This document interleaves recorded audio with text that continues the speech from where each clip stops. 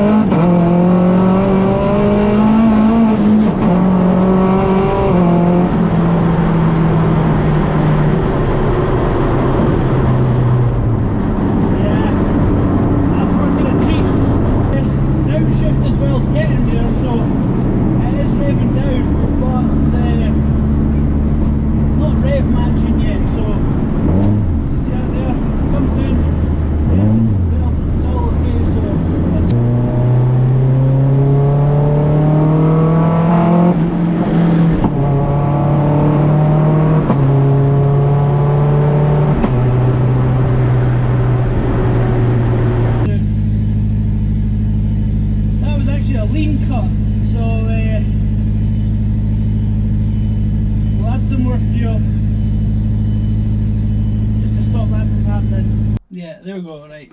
So,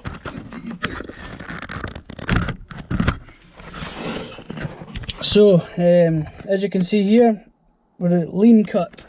And why is it cut lean? So, we're only running 0.75 bar because I've turned the duty down a bit. There's no point because it's raining, it's wet. Main throttle position is 97 up there. So, launch control. Keep foot off the brake. Just wait for the next thing on the bar.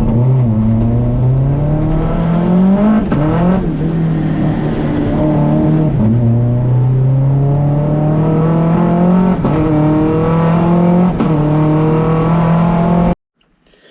So I've got my lean cut obviously set up here at 0.85 lambda, and I've just put my time before cut to 0.45, and hopefully that's enough time for the car to, you know, miss out that lean spike just from the VTEC crossover and for shifts, because I remember I did actually change that down. So yeah, right, I'm gonna have a wee look at wheel speeds now. So let's see this. I'll actually upload that to the car. Disconnect.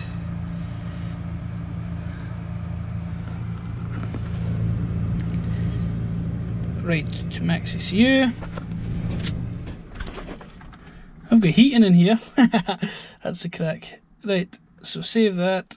So she's saved, and let's go and look at the log now for wheel speed. Let's see. So we'll just select channels. We'll get these all off here just to make it nice and clear. E-throttle can go away. Right, wheel speed. So wheel slip, undriven wheel speed, front left and rear left. Let's see where we're at. Move this gadget along, and yeah, so this here we've got wheel slip. So at that point there you can see that this one here is travelling more than this one, so that means my rear wheel speed sensor was just travelling faster than the front wheel speed. So that was me obviously wheel spinning, and I'm getting a little bit as well between shifts, but the rest actually looks really good. Speed, here we go. Traction control setup enabled. Ramp in. So max cut 80%, 40% slip. We're going to try that. Ignition cut. So we're going to pull 0. We go 1% there.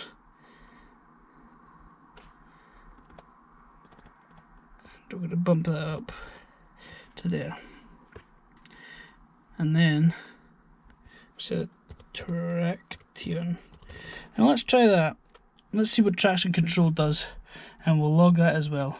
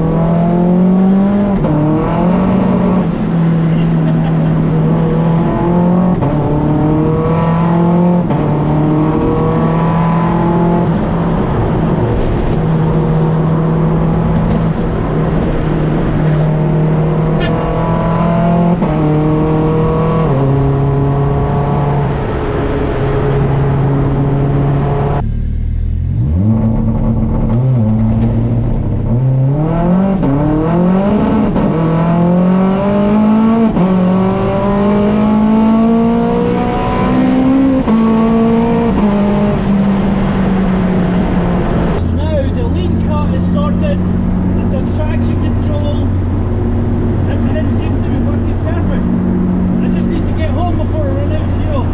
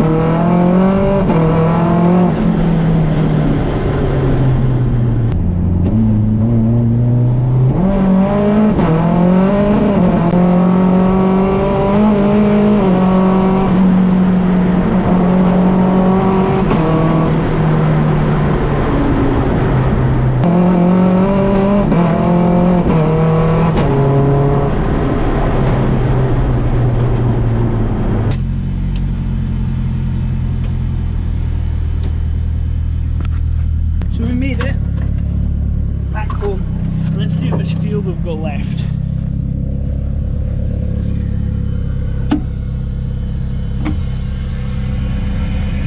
That is a bit.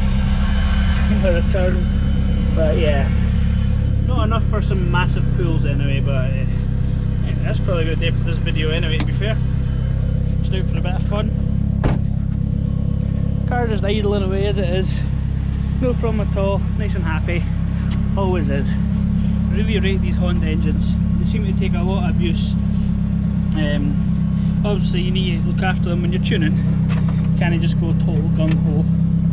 But yeah, fun and games. Yeah. Right guys, that's going to do it for this little video.